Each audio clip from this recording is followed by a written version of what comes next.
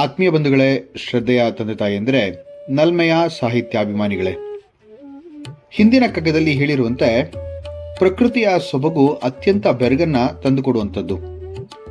ಆಗುಂಬೆಯ ಸೂರ್ಯಾಸ್ತಮ, ತೃಣದಲ್ಲಿನ ಹಸಿರು, ನೀಲಿ ಗಗನ, ತರಣಿಯ ರಕ್ತ ಕೆಂಪು, ಹೀಗೆ ಅನೇಕ ಪ್ರಾಕೃತಿಕ ವಸ್ತುಗಳು ಸುಂದರ ಹಾಗೂ ವರ್ಣನಾತೀತ.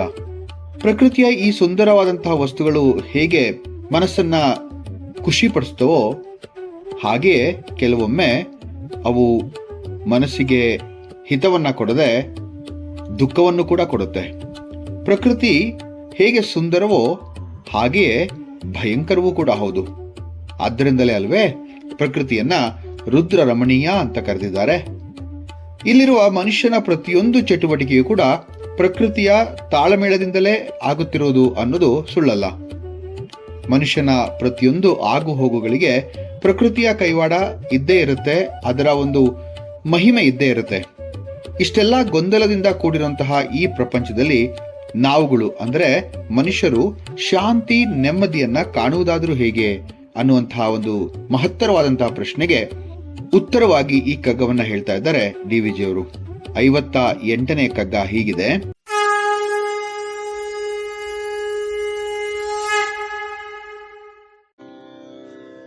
ಮಲೆ ಕಣಿವೆಗಳ ಬೆರಗು ಪ್ರಕೃತಿ ಕೋಪದ ಗುಡುಗು, ಕೆಳೆಯೊಲವು ನಲ್ಲೆಯ ವಿಯೋಗವಿಂತಹವು, ನಿಲ್ಲಿಸಿ ಮನದೋಟವನು ಮೂಕಗೊಳಿಪುವೆನ್ನ ನೊಳದನಿಯದೊಂದರಿಂ ಮಂಕುತಿಮ್ಮ ಮಂಕುತಿಮ್ಮ.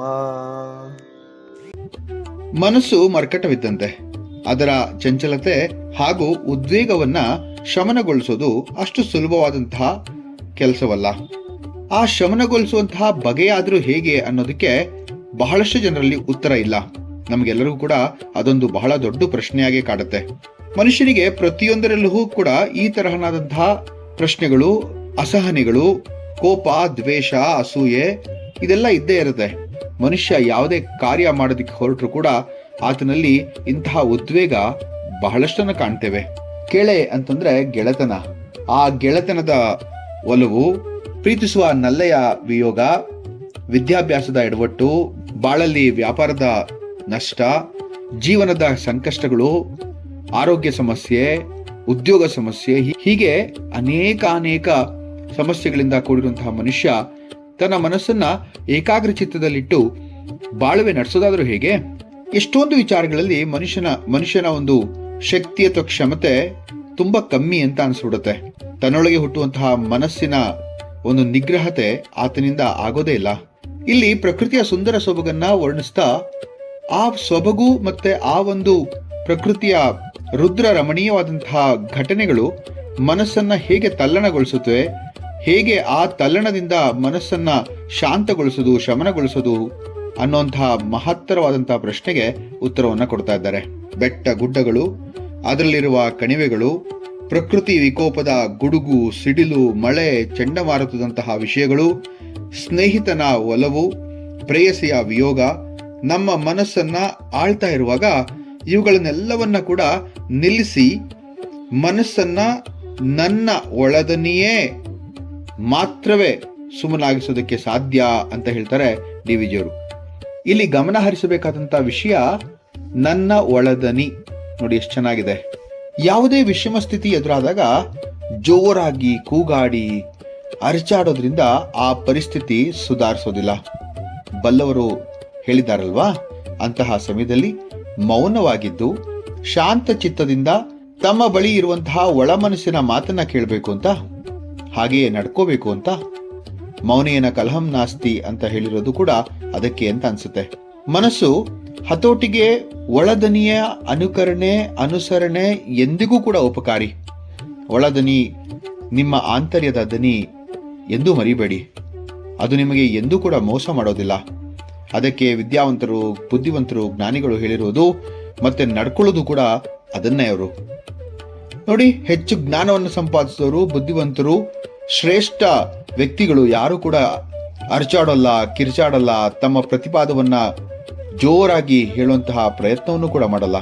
ಅವರದ್ದೇನಿದ್ರು ಕೂಡ ಸೌಮ್ಯ, ಮೌನ, ನಡೆ. ಪ್ರತಿಯೊಬ್ಬರೂ ಕಂಡುಕೊಳ್ಳಬೇಕಾದದ್ದು ಕೂಡ ಅದನ್ನೇ. ಯಾಕಂತಂದ್ರೆ ಶಾಂತಿಯುತವಾಗಿ ದನಿಯನ್ನ ಆಲಿಸುವಂತಹ ಕ್ಷಮತೆಯನ್ನ ಪ್ರತಿಯೊಬ್ಬರೂ ಕೂಡ ಕಂಡುಕೊಳ್ಳಬೇಕು. ಆಗಲೇ ಮನುಷ್ಯನಿಗೆ, ಮನಸ್ಸಿಗೆ, ಸಮಾಜಕ್ಕೆ, ಇಡೀ ರಾಷ್ಟ್ರಕ್ಕೆ ನೆಮ್ಮದಿ, ಒಳ್ಳೆತನ, ಒಳ ಮನಸ್ಸಿನ ಅರಿವು ಬಹುಮುಖ್ಯ ಅಂತ ಅದಕ್ಕೆ ಹೇಳೋದು. ಭಗವದ್ಗೀತೆಯಲ್ಲಿ ಒಂದು ಉಲ್ಲೇಖ ಬರುತ್ತೆ.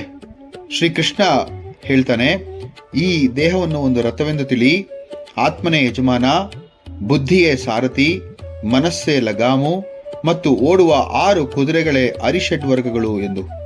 ಕಾಮ, ಕ್ರೋಧ, ಮದ, ಮೋಹ, ಲೋಭ, ಮತ್ಸರಗಳಿಂದ ಉಂಟಾಗುವಂತಹ ತಲ್ಲಣಗಳಿಂದ ಶಾಂತಿ ದೊರಕಬೇಕು ಅಂತಂದ್ರೆ ಅದು ಒಂದರಿಂದಲೇ ಸಾಧ್ಯ. ಅದೇನಪ್ಪಾ ಅಂತಂದ್ರೆ ಎಲ್ಲರೂ ಕೂಡ ತಮ್ಮ ತಮ್ಮ ಒಳ ದನಿಯ, ಒಳ ಮನಸ್ಸಿನ ಮಾತನ್ನ ಆಲಿಸೋದು, ಕೇಳೋದು.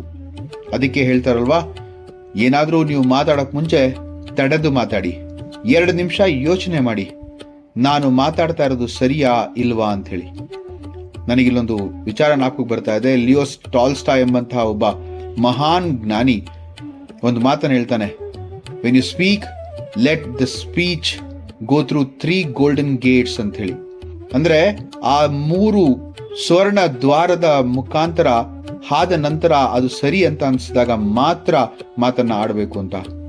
ನಾನೇ ಮಾತಾಡಬೇಕಾ, ಇದೇ ಸರಿಯಾದ ಸಮಯವಾ, ಅಥವಾ ನನ್ನಿಂದಲೇ ಈ ಕೆಲಸ ಆಗ್ಬೇಕಾ ಅನ್ನಂತಹ 3 ಸ್ವರ್ಣ ದ್ವಾರಗಳು ಮನಸ್ಸನ್ನ, ಮನುಷ್ಯನನ್ನ ಎತ್ತರಕ್ಕೆ ಕರೆದುಕೊಂಡು ಹೋಗುತ್ತೆ ಅಂತ ಹೇಳ್ತಾರೆ. ಮುಂದಿನ ಕಗ್ಗದೊಂದಿಗೆ ಮತ್ತೆ ಭೇಟಿ ಆಗ್ತೇನೆ. ನಮಸ್ಕಾರ.